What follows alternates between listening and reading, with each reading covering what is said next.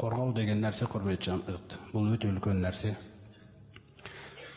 Пайғамбар саллаллаху алейхи вассалам осы Құран түскенге дейін хат танымайды, оқымайды, жазбайды. Алла тағала жүрегін, санасын, күллі жан дүниесін тек Құранға арнап дайындаған. Мына таза нәрсе келіп қонады жүрегіне. Сөйтіп, жаңағы өздеріңізге білетін Хира үңгірінде алғашқы аяттар түскен кезде Жібірейіл келіп, оқы деген кезде, мен оқи алмаймын деген кездер естеріңізде. 3 рет жаңағы қысуы. Сосын алғашқы аяттар түскеннен кейін, Жібірейіл ғайып болғаннан кейін, пайғамбарымыз салсам қорқып үйіне қарай келеді. Үйіне келеді да мені ораңдар, бүркеңдер дейді. Хадиша анамыз бірден бүркей қояды. Содан тынығып, біраздан кейін қорқыныш басылғаннан кейін айтады. Хадиша анамызға радиаллаху анха, мен өзім үшін қорқтым деп. Бір нәрсе болып кетті ме деп. Қараңыздаршы, пайғамбарлардың жүрегі қандай таза. Бізде қазір біреу бірдеңке көрсе, мен пайғамбармын деген нәрседен айта салу оп-оңай болып кеткенде. Қараңыз қандай кісі, мен маған бірдеңке болды ма деп қорқып отырмын дейді. Шын уақи келіп тұрғанда. Сонда Алла тағала бізге Алланың жолындағы адамның әйелінің қандай болу екенін көрсетеді. Үлкен аманатты көтерген жаңағы пайғамбар саллаллаху алейхи вассаламның Хадиша әйелі анамызды радиаллаху анха мысалға келтіреді сөзде.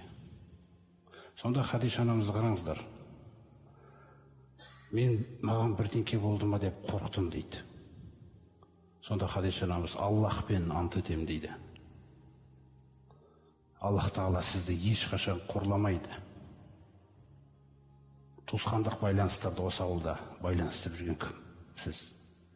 Кім жетімге жәрдем беріп жүрген? Сіз. Кім жәрдемсіз жүргендерге жағдай жасап жүрген? Сіз. Ризық жоққа ризық тауып беріп жүрген кім? Сіз.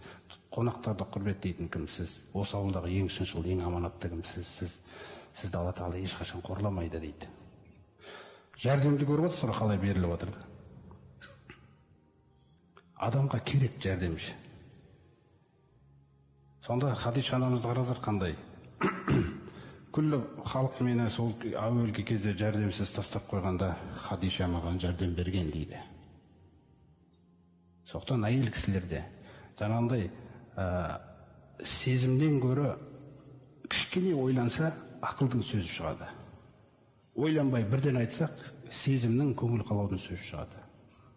Біз мысалы ондай жерде айтатын едік, айттың ғой, сол жаққа бармай ақ қой деп. Көрдіңіз ғой. Сол секілді әйел адамды көріңіз қандай. Ең бірінші жәрдемші кім болған екен? Әйел заты да. Содан ол кісі, ол тек қана ол сөз айтып тұрған жоқ. Ол мына Меккедегі жағдайды білетін әйел. Кім хаққа жақын мына қоғамда? Ол кезде сіздер білесіздер, жаңағы Құранға дейін Тәурат пен Инжіл бар. Сөйтіп ол кісі өзінің немере ағатайы болады, Уарақа ибн Науфал деген. Ол кісі қартайған, көзі де көрмейді, зағип кісі. Жаңағы сол күнге дейін Инжілден жаңағы сол өзі ақиқаттарды жазып, сол көне ибрани тілінде, мысалы, сол тілде жазып, сөйтіп жаңа кітапты оқып, жалпы соңғы пайғамбар туралы хабар бар. Содан Уарақа ибн Науфалға ертіп келеді. Хадиша анамызды қараңыз, екінші несі жәрдемі қандай. Ей немере ағам, тыңдаңызшы бұдан. Не көрдің сен, ей Мұхаммед? Саллаллаху алейхи вассалам. Сөйтіп көргенін айтады күллі нәрсені. Сол кезде ана кісі айтады, ол әлгі Мұсаға келген Жібірейіл ғой. Сонда мына нәрсені айтады, қараңыз, пайғамбарымызда бұл ілім жоқ әлі. Шура сүресінде айтқандай,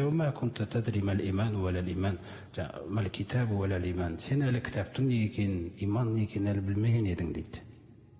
Уарақа ибн Науфалда жаңағы Таураттағы жазып жүрген кейбір хақ мәселелерге байланысты жаңағы ілім бар.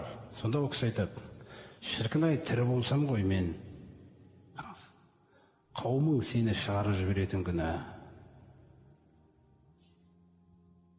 Пайғамбарымыз салсам, Ава мұхрижи, олар мені шығарып жібере ме, Аллахтың жаңағы, ей Уарақа, әрине шығарып жібереді сені.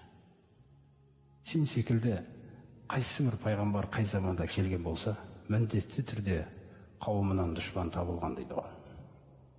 Сол кезде жас болсам еді ғой, мен саған жәрдем берер едім дейді. Осы сөз Мұса мен Исаның ізбасарларына алейхиссалам тапсырылған аманат еді негізі. Мұхаммед пайғамбар келген күні құшақтап алу керек еді оны. Түсінбе, құшақтап алу керек еді. Міне осыны орындап берсе болды. Күл емтихан аяқталған еді. Варақ ибн Науфал сол сөзді айтып отыр.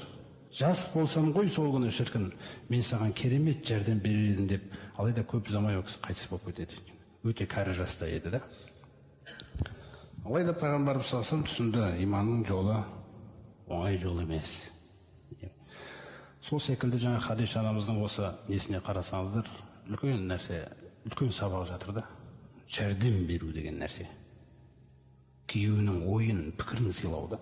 Хира үңгіріне барған кезде қанша күнге кетеді, сол күнге тамағын апарып береді. Оның пікірін, ойын, мұңын сыйлайды да. Міне әйел затының құны қай жақта жатыр да. Сол үшін қабырғадан жаралған.